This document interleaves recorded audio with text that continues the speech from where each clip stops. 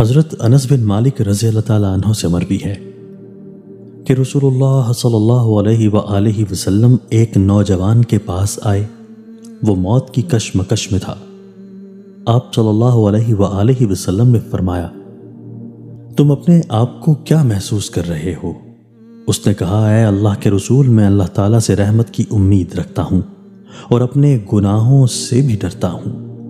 رسول اللہ صلی اللہ علیہ وآلہ وسلم نے فرمایا، ایسے وقت میں یعنی موت کے وقت کسی بندے کے دل میں جب خوف اور امید جمع ہو جائیں تو اللہ تعالیٰ اسے وہ چیز دے دیتا ہے جس کی امید رکھتا ہے، اور اس چیز سے بے خوف کر دیتا ہے جس سے ڈرتا ہے۔